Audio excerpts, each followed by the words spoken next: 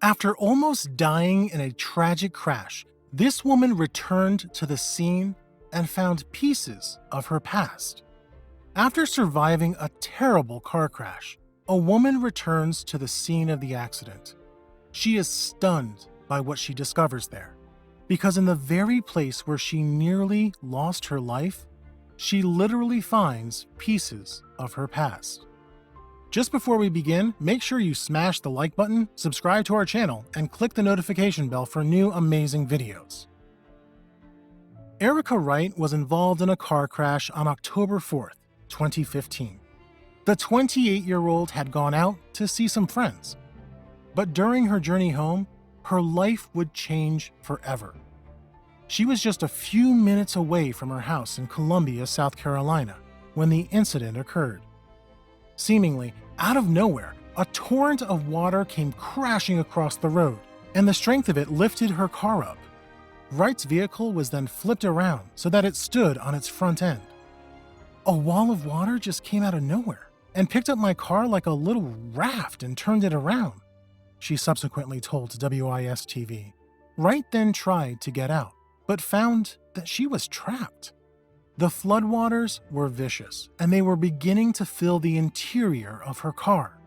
However, she still couldn't exit the vehicle. Kind of luckily, a cement block from the sidewalk and a tree hit my windshield and cracked it, Wright recalled. And that's when I kicked the windshield out. But faced by such a strong current mixed with debris, Wright wasn't able to use that as her escape route. Still, she knew that she couldn't just stay in her vehicle either, as the water level was quickly rising. I was like, I don't want to die in my car. I don't want my mom to find me in my car, she said. Desperately trying to find a way out, Wright opened the car's sunroof and pulled herself through. As a result, though, she was then quite literally in dangerous waters. The current was moving rapidly and was full of rubble. It pulled Wright away and sent her crashing into some nearby trees. Her instincts told her to grab onto something, so she clutched hold of one of the trees. She then had no option but to hold on for dear life and keep herself above the water level. It was bitterly cold, and she found herself fighting the flood alone in the night. And Wright's fight continued for hours. She tried her hardest to keep her morale up in order to survive. I was yelling. It was non-stop yelling for me, she said. Thankfully, 2 hours in, she saw 3 men who were being rescued from a nearby truck. They kept telling me, yelling at me. After the fact, I found out that they were telling me to hold on, Wright explained. They kept making movements for me to hold on to the tree. You couldn't hear anything except for water. Altogether, her battle went on for more than 4 hours, until a member of the Columbia Fire Department finally managed to rescue her. She will likely always be grateful to him and to those men who yelled encouragement, because it was their shouts, as well as the desire to see her loved ones again, that gave her the drive to survive. Sadly, though, Wright did not come out of the ordeal unscathed. After being examined by doctors, they informed her that she hadn't just almost drowned, but she'd also suffered a rotator cuff tear. In addition, many of her other muscles had also been damaged by the experience.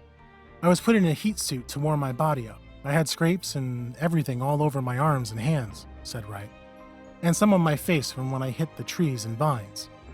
But as time went on, her physical injuries recovered. Unfortunately, however, the same can't be said for her mental scars. Days after her near-death experience, Wright found out that a man in a nearby car had died. Not surprisingly, that revelation stuck with her. It's a daily talk I have in my mind with God, Wright said, just trying to figure out, why did I make it out? In an effort to deal with these painful memories, Wright chose to return to the scene of the accident months later. She had hoped that going back to Decker Boulevard would help her finally put her mind at rest. And as she walked into the woods, she found some missing pieces from her own past.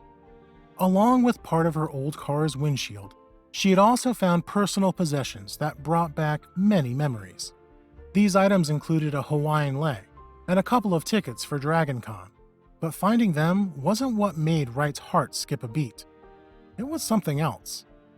Between the car debris and the rubble, Wright saw a golden glint, and her heart sang when she realized that it came from her beloved golden chain, which she'd kept on her rearview mirror. "Oh my God," Wright gasped. "It's my cross." It was originally a present, and finding it reduced her to tears. "I thought I'd lost it," Wright said with watery eyes. She finally felt like there was a purpose to all that had happened. "God really is here," she added. Wright now has a new appreciation for life, and she spoke about how important it was to make the most out of the time we have. You only get this one life, and if you go through this and you come out of it, you don't want to waste it, she said. Looking back at the photos from Wright's hellish experience, a lot of people have told her that it seems like a scene from a movie. In response, she said, "You kind of feel that to some degree, but it was very much real." So it's great to know that Wright is now moving forward with her life. Returning to the fateful scene appeared to help heal her mental scars. Now she can go on knowing that she was near death's door, but came out a strong survivor.